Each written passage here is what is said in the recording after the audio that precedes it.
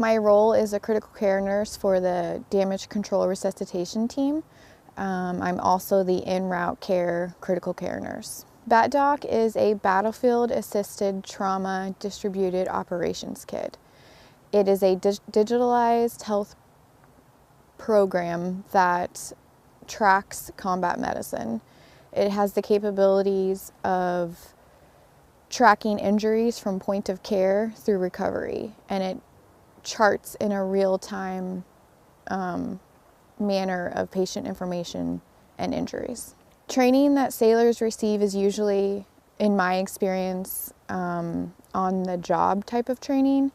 So if they went to a particular exercise and that had BATOC, they were able to be shown how to use it and get that hands-on experience. Overall, my experience, I've used it in Bold Quest 2024 and then this past time with Freezing Winds. I think it's user-friendly because it's really a touch screen, and you can flow through your injuries pretty well of documenting, and it's a matter of clicking forward and backwards, and it's small enough to hide in your pocket if you need to. So yes, overall I would say it is easy to use. BATOC can elevate our level of care for casualties by being able to chart real time and charting injuries.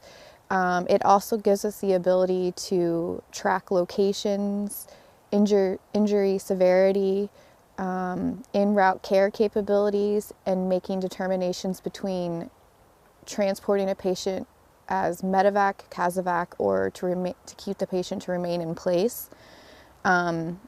It also has the ability to track the injuries and to be able to transport the injuries with the patient to the next echelon of care.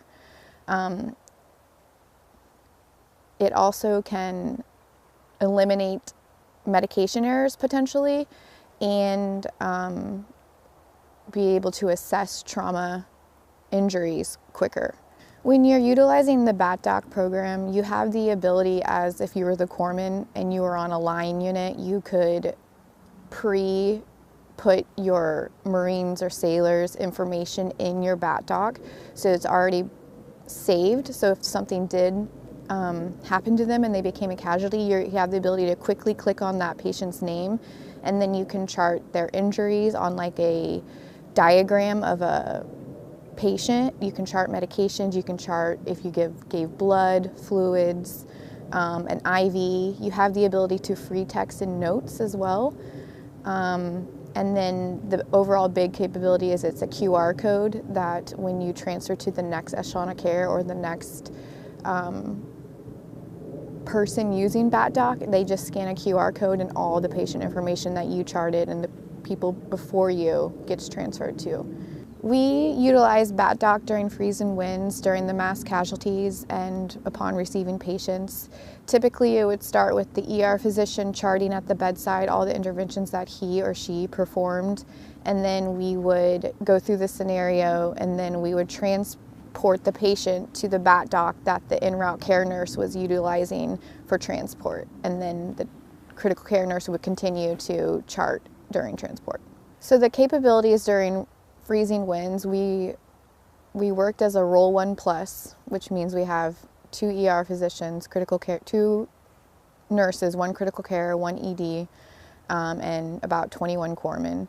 We basically were the capability and the supplemental for the next echelon of care for the Finland forces.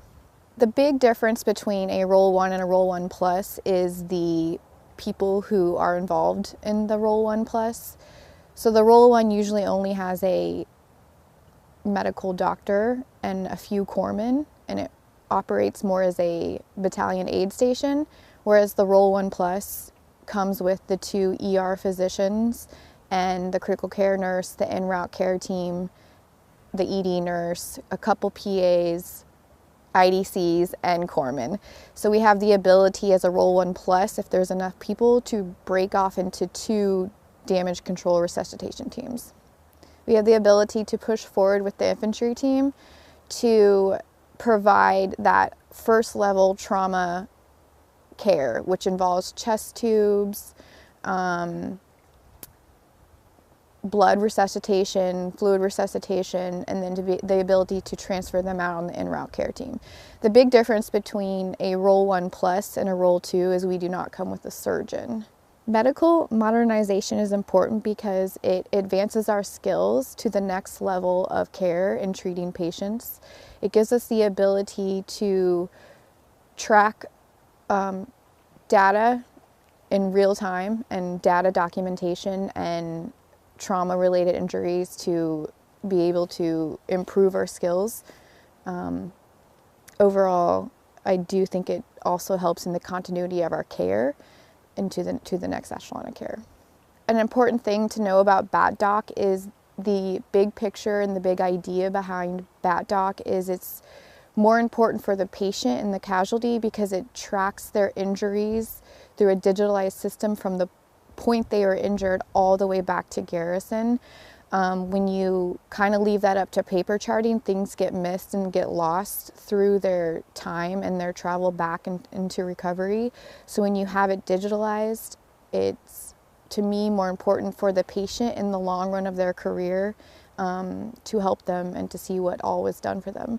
I also think another important thing with BATOC is it helps us track injuries, and if a delayed time happened with the injury, how we can improve and to help that patient and help better outcomes for casualties.